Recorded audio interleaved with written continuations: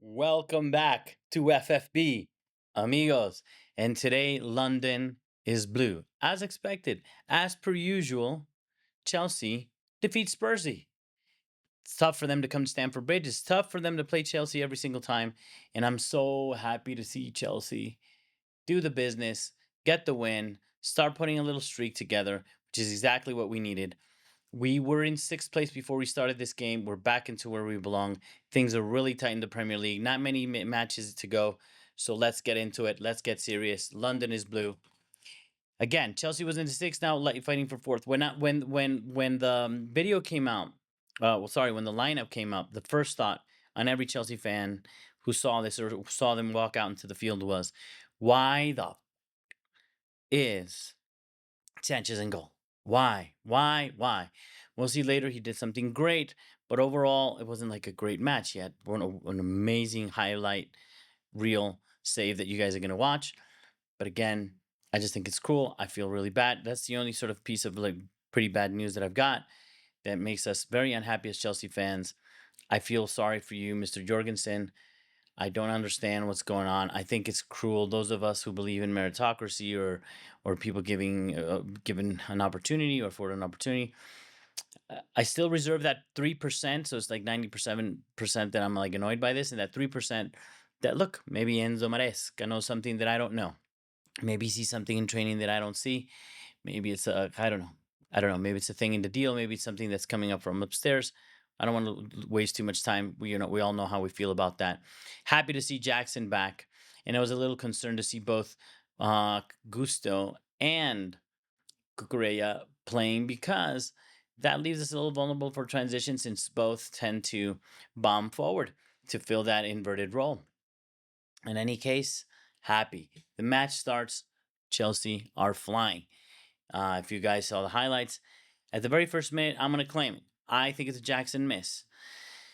He misses a chance from a Chalobah pass. Chalobah had an amazing game. We'll get into that later too.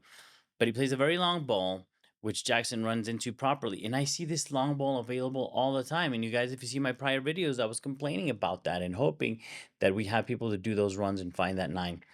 And we found him, even when it was Neto as a nine.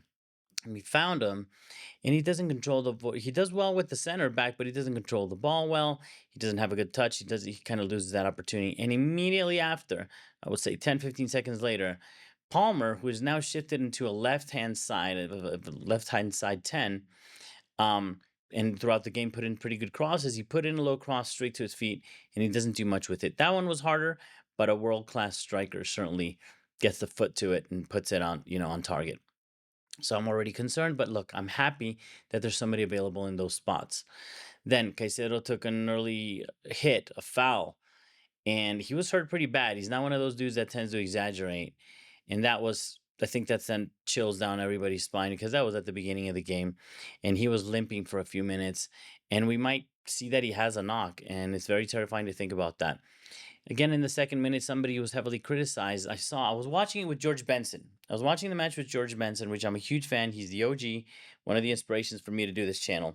And he was being very tough on Gusto throughout the game. And it wasn't until towards the end he checks the stats, and that kind of shut him up. And I think he's a misunderstood player. Number one, he's young.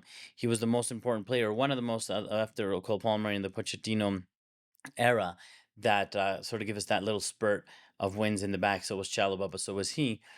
And he has a job to do that's interesting. And he did it this game. If you pay attention, he does early runs crossing through midfield where he drags a DM and or pins the left back, the other team's left back. And that creates the space for the inside 10, or the inside forward of the 10 or the second striker, however you want to call it, where we have always Palmer and Enzo Fernandez. So it's a lot. It's a big job, and then you have to do a lot to come back and do the coverage. And in the second minute, he put Son in his pocket twice. After doing those runs, he's able to run back. He's got an amazing physical quality to him, and he's 21 years old. So amazing Gusto. I like him in that sense. Of course, he's a perfect player. Of course not. He made a couple of mistakes here and there, but I think roughly, I think he did a good job, and I'm really grateful we have him on the team. 18th minute, Palmer puts a cross. Again, one of these crosses that I'm talking about. and Enzo gets like a sloppy touch to it, kind of a header, and it's taken off the line. And that was all from Enzo from the first half. Enzo had a really bad first half. Honestly, very frustrating, very poor. He couldn't find the spaces where he needed to be throughout the game. Fortunately for him, he's playing with the best defensive midfielder in the world, and there's not enough to say about Caicedo. We'll get to it in the mid game or halftime notes. But in any case, as the game goes by, 29th minute, again, Jackson bullies the defender. I'm happy to see a number 9 in there, pushing people around. But again, not a good finish. Sancho, a couple of times, he was dancing in and around the box. This is no news to you, Chelsea fans. You know exactly what I'm about to say. And he's dippity dippity dippity around the box and twinkle toes and can't manage to get a shot off, unfortunately for him. The best chance that came actually at the end of the second half of the first half, where a ball, great pass, finds him, Sancho, and he's able to finally take a shot. And to be honest, it's cruel, cruel, cruel. It's a cruel, cruel, cruel spring, because the reality is that should have gone in, but Vicario, Jeezy, Jeezy, Jeezy, mamma mia, he took, what an amazing save. There was two great saves, his and the one in the second half for Sancho that we're going to talk about, from Sanchez, that we're going to talk about, but that was pretty impressive. So that stopped it. And then I put Colwell stamped on at 45th minute. Yeah, he was stomped on actually. And that's where I got really excited, because Chalobah, he's proven to be he's proper Chelsea. He really is proper Chelsea. Not only because of that, and bringing the spirit of a proper London derby. He's about to bust Romero's butt and gets in his face, and that's what you want to see in a drop. And I think actually the yellow was kind of undeserved. Yes, he went ballistic, but he didn't touch him or do anything. I don't know. I didn't hear what he said. I'm sure he said something not too nice about his mama. So I don't know, but I love to see that, and you need to see that fight, and that he's standing up for one of his players, and that he's getting stuck in. And actually, right there, another guy who's stuck in a couple of times. I don't know if you guys saw this with Caicedo. Dude, he knows what's up. He knows what's up with the derby, with big games, with being a badass.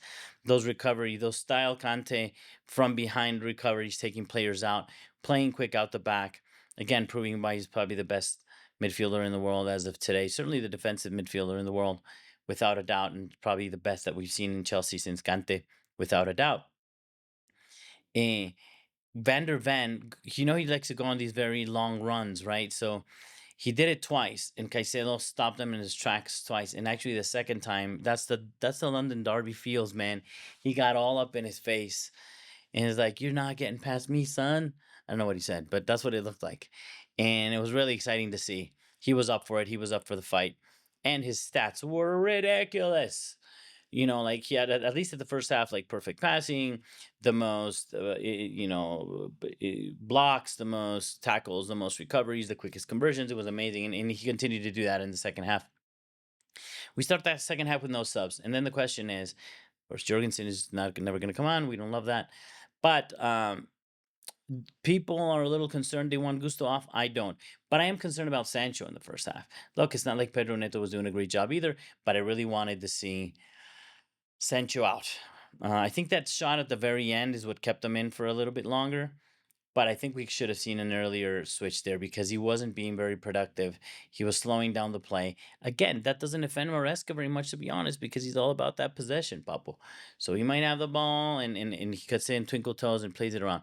He can live in that world. I can't when there's an opportunity. I believe that your wingers have to be more aggressive, and or do what Pedro, even because when Pedro's not having the greatest game, people don't like what he does, but he cuts in, as Madueke. When he gets stuck, they both do this. They cut in and they put in a cross, and pretty decent crosses. So I'd rather that than just twinkle toes, lose the ball. In any case, 49th minute, Palmer takes a shot, which is a beautiful shot. It was hard for him to find those shots because he's playing on the inside left channel. And usually when he cuts past the defender, he gets a short window to shoot on his right hand side, and he seems to not be that confident on that. So he hasn't been taking it. So it was hard for him, but he manages to take a nice shot. And immediately after, he assists Enzo again, this time with a perfect cross. A perfect cross. And he's all alone. That's like embarrassing defending, to be honest, because like Enzo's like my size and I'm a shorty pants. I'm short king, and he definitely scores. But we're happy, we're excited about it. And then it's not more than 5 minutes later. One of the saddest things of the game, Caicedo again scores a worldy volley, but like a worldy. If you guys haven't seen it, please go see it. What a beautiful way to smash that ball with the full outside of the laces and the side of his foot, bam, down to the post. Unstoppable, but the bar stops it. I'd like to hear in the comments if you guys saw that.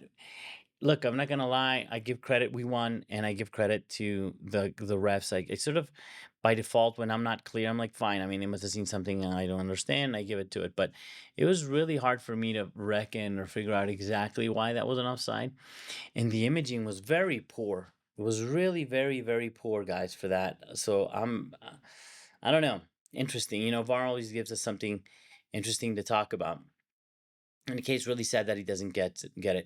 67th minute, finally, Sancho gets subbed off after a very ineffective game. Who brings in a Madueke to Kuku, to be honest. Didn't do much either. In the 69th minute, Spurs score and it's ruled out, and we're really lucky. Two things happen there that are very interesting. Again, VAR gets involved. I don't know why the hell they were looking at it so much. Sar just gets what could be worthy of even a red. I don't know what you guys think on Caicedo. He goes studs up, down, into his leg, gets contact from pretty much behind. And I don't see when they see that again is not considered obvious. That was an obvious mistake. Not only that they have to turn around the foul, but that they have to hit the red. As I'm making this video, I was hearing Ange Postecoglou. I hope I'm wrong, but because that guy's done, man. That guy's toast.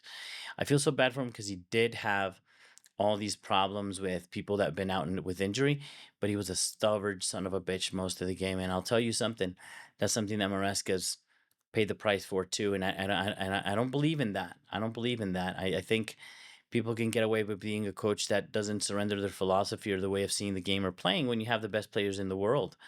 But when you don't, and you have to sometimes drop a line or do this or change players, which is something that he tried to do today, finally, fine, but I think he's paid unnecessary. But he was saying sort of like it wasn't clear and obvious, referring to the goal that Spurs scored, and I think that's just batshit crazy. I think it absolutely was, and that exposed something. Sanchez needs to thank the Lord because that was a shit shot that he couldn't stop from very far out, low driven from outside the box from Sar. So that's where he lucked out.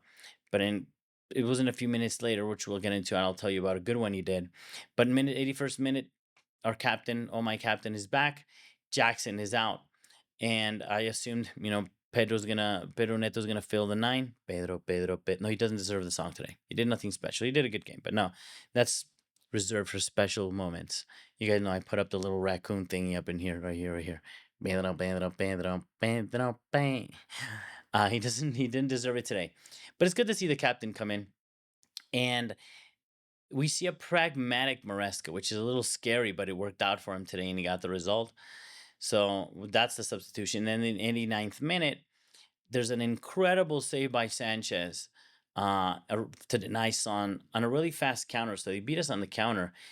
Tottenham still have that. And Son, as old as he is, he gets there at the end at the back post and he takes a great shot. My theory is that it is a great shot and a great stop by Sanchez, but I don't think he should have been that far on the other posts or outside of the goal. However, he does the Superman. He loves that Superman dive. This time it applies. He gets his little block. 89th minute, it's good. Now you're wondering 89th minute towards the end of the game, but no.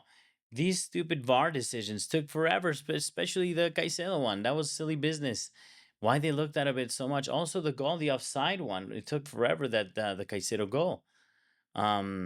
So it took way too long. So they added 12 minutes. Hadn't seen that in a while. For something like that, right? It wasn't like that controversial. I think it was that unclear. But they added the 12 minutes, and Enzo comes off, who had a magical second half. Finally came back. The first half, I wanted to kill him. I was going back to the vibes where I hated him a couple years ago, or when he was made captain after all that drama. But he delivered, and I was happy to see that. And Dewsbury Hall came in and was able to see out the game. And we had a line of 6 at one point, guys, towards the end. because if I'm not mistaken, I'm just thinking this through as I'm talking right now, but you had Cucurella, Gusto played on the left hand side too.